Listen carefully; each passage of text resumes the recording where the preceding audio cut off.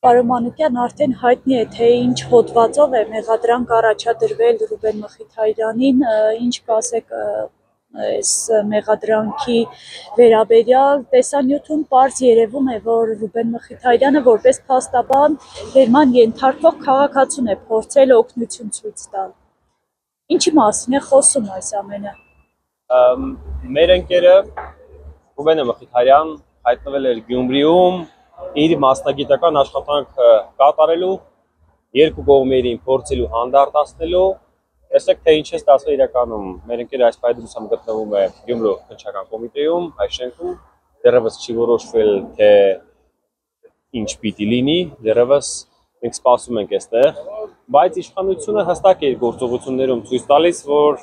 եթե մարդը ցանկանում է պայքարել, եթե մարդը խոսում է անարդարության դեմ, եթե մարդը կանգնած է հայ եկեղեցու կողքին, հայ առաքելական եկեղեցու կողքին, այս դեպքում նրանք կարող են լրացնել նման կերպ։ Այսինքն մենք հստակ տեսանք, որ մեր ընկերը իրականում այնտեղ փորձում է իր մասնագիտական աշխատանքը կատարել եւ հոլովակում էլ հստակ երևում է, որ նա իր ձեռքերը վեր պահած է եւ այստեղ չկա որևիցե բռնության կամ որևիցե չգիտեմ, այլ հանցանքի վերագրվող գործողություններ, ինչպես եւ իրենք են փորձել կոչել։ Հստակ երևում է, որ մեր ընկերը այնտեղ եղել է ոչ թե ինչպես որ այսօր փորձում են մեղադրանք առաջադրել իրեն, այլ ուղղակի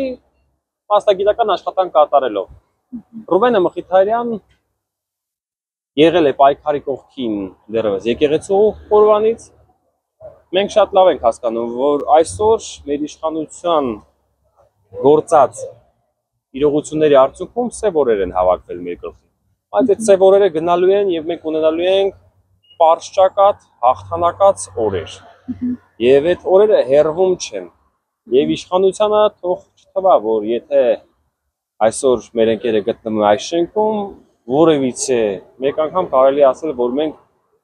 հետ ենք շրջվելու եւ գնանք, ոչ, մենք մնալու ենք մեր պայքարի կողքին, մենք մնալու ենք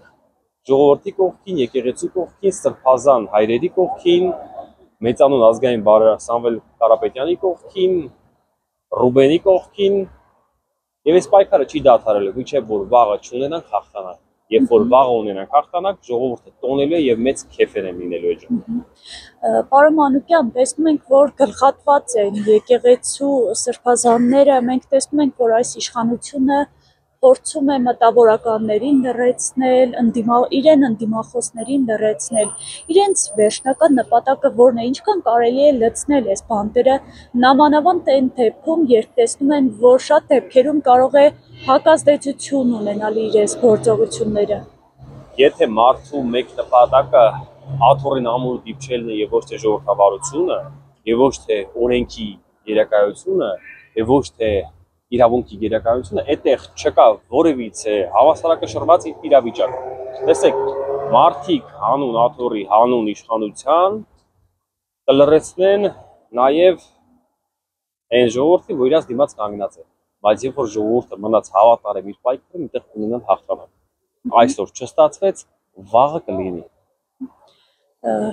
Պարոն Մանուկյան, ինչ է կանելու այս կայացրած վճիռը, մեղադրանքը, ինչպես եք բողոքարկելու, ինչպես եք պաշտպանելու Ռուբեն Մխիթարյանի շահերը, որովհետև բոլորն էլ գիտեն, որ անմեղ է, նա ընդամենը իր մասնագիտական պարտականություններն է կատարել։ Ինչպես եք ապացուցելու, ինչպես եք իր անմեղությունը առաջ տանելու։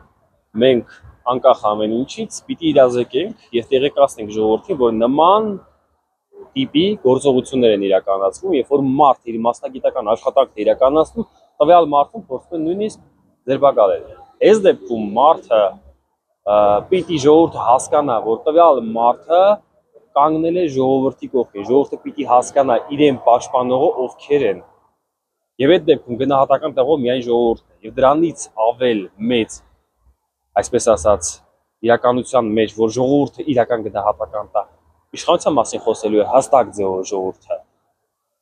Իրեն պաշտպանողների մասին խոսելու է ել ավելի հստակ, որովհետև այսօրվա իրականության մեջ ժողովուրդը ել ավելի հասկանում է, թե ովքեր են այն մարդիկ, որ պաշտպանում են իր ինքնությունը, որ պաշտպանում են ժողովրդի ինքնությունը, պաշտպանում են ժողովրդի եկեղեցուն, նաև այսպես կարելի է անվանել, եւ շատ լավ գիտի, որ այսօր իշխանությունը ինչքան էլ որ փորձի ժողովրդին հարվածել, դրա գնահատականը ժողովուրդը շատ վատ կերպով կարձագանքի։ Մենք ունենք մոտակա ժամանակները, շատ հեռու չէ մեր ընտրությունները, մոտ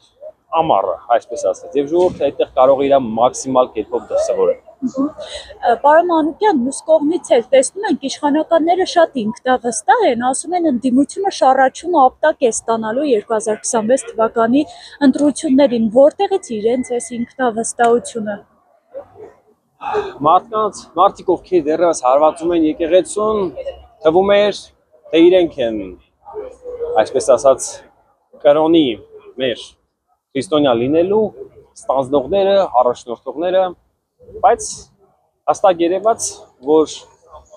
իրենք ժողովրդի կողմից այլ պիտակավորումներ ստացան։ Տեսեք, հետևյալն է, մարդիկ հանուն իշխանության դեռևս ինքնակոչ հայտարարություններ կանեն,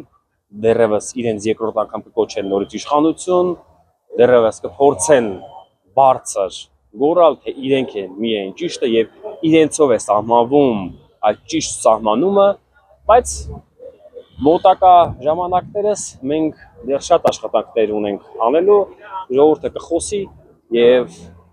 ընտրություններում իրողությունը մեծ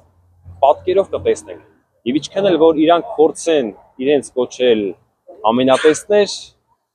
փորձեն կանխագուշակել, թե ապագայում ինչպես է լինելու եւ իրենց երկրորդ իշխանություն նորից անվանեն, բայց պատկերը առավել բարձ կլինի։